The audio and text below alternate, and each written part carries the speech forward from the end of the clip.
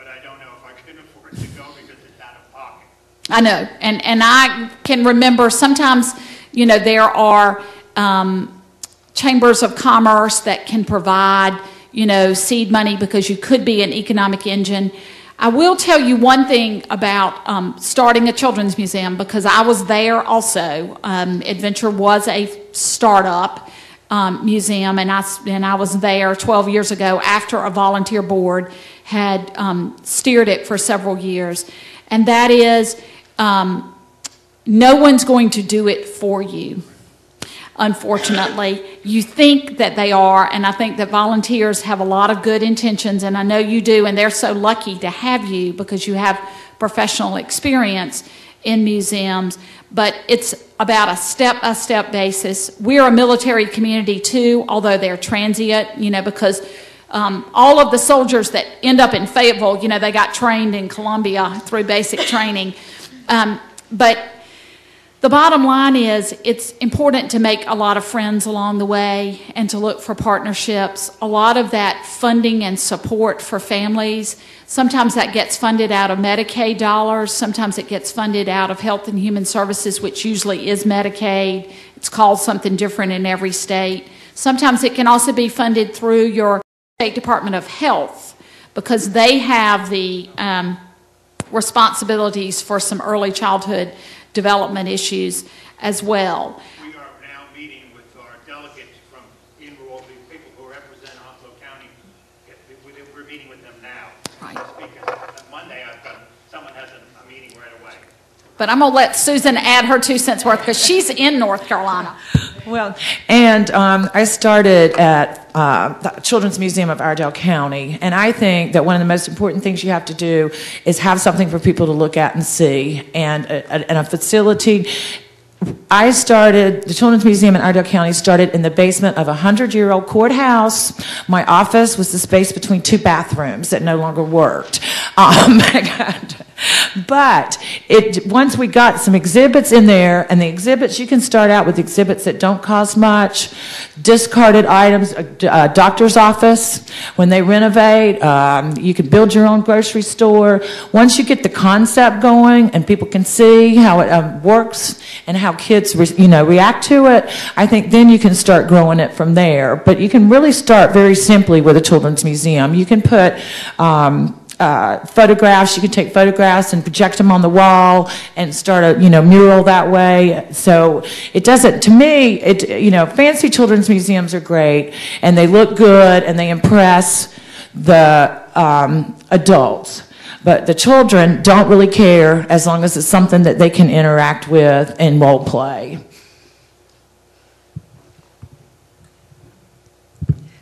I was involved with a panel yesterday about consultants, and I would suggest there are 2 potential consultants right up here, and they probably wouldn't charge you very much. I think it's so important. Again, that's what we're here to do, to network. And here you got 2 people who are experienced and willing to share. The other thing, whenever people call me about starting something new, I always remind them, it is so exciting to be involved with something new.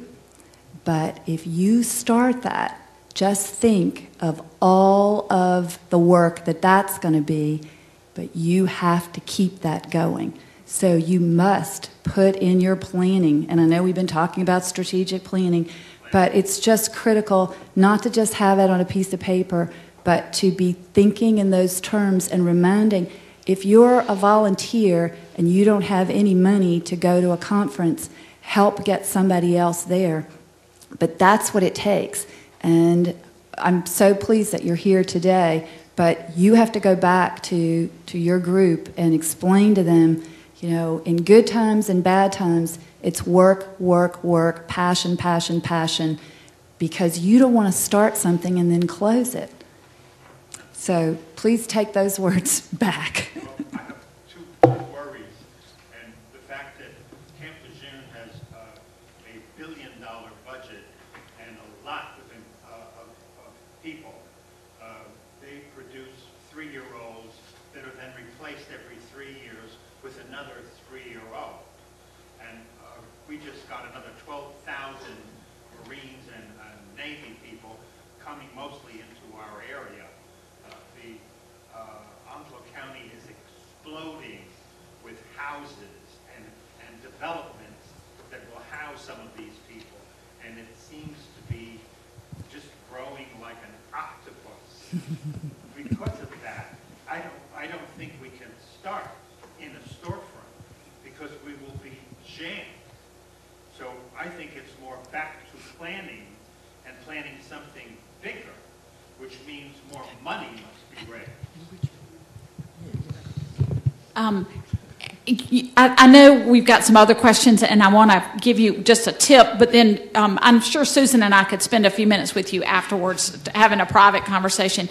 I will say that I think you're a quality of life issue, and maybe the people who are making money out of Jacksonville, North Carolina are the home builders and the developers, and maybe they can help you get started. They can certainly build exhibits, and we had every general contractor in Columbia panting over Edventure when it was on the drawing board, and they all helped us build things to do temporary things in the beginning. Do not expect to plan an institution to attract tourists. Plan an institution to serve your local market. That is one of the most important things I can possibly tell you, and I think any museum, really, first and foremost, you need to serve your local audience. And we can give you some tips about where some money might be buried up in the coastal plain of North Carolina, if you can grab this session's over with. I will. Thank you. Okay. Yes, sir. I was just going to add, but not directly that, but then it's going to throw it out to the next discussion or the next question is that, and some folks here, some wonderful people, and some things, and, you know, in the last several years of being when people come and they're at a beginning point or a transition point, that it just, I think that it's just so important that a board, a volunteer board, whether it's a starting nascent entity or a more established thing, because I deal with the focus program for the Museums Council, which is our on-site consultation, is that they recognize that a board cannot always, a consultant should not and cannot always give you the answers directly in the legal package, and a board cannot always find the answers on its own. And somewhere in between is a solution, and in facilitation, if you look at it that way, you know, as some might even call it mediation between the board members, but helping realize that you need help, but it doesn't necessarily have to come in packages, and even, you know, that are neatly drawn out, and by the end of an 8-hour session, you'll be at this thing given to you, but that to recognize when you need help, to solicit a facilitator who will help you find your own answers, who's good, who knows how to structure a quick, smart, prioritized meeting where priorities are agreed to, rules are set, those who do not get their priorities still are okay with it, and that type of thing. That's how decision making in a group occurs, and sometimes it's the only way it can occur, especially when it's a group that's still beginning phases of its journey. Thank you. Other questions? Yes, ma'am. You refer to working with the schools throughout this discussion. You've edged into that. And I thought I heard that it's typical to charge school systems for visits to the museum. And I suppose this is a political question, but could it be better to get funding from the governing board rather than to charge her? It's a money question or a political question. The question for the panel is, what's the best way to get the support you need from schools to be able to serve their audiences? My advice from Columbia, South Carolina, is that it depends on the community in which you operate. There are some communities where you can get school districts to fund a certain program because you're taking the pressure off of the school district to teach a certain aspect of the curriculum. There are other museums that are actually owned by the school district. Roper Mountain Science Center in Greenville, South Carolina is actually owned by the school district of Greenville County. That can be a blessing and a curse. And I know there's someone here from Greenville, and she may be able to comment more about that experience and being another museum and being on the outside looking in.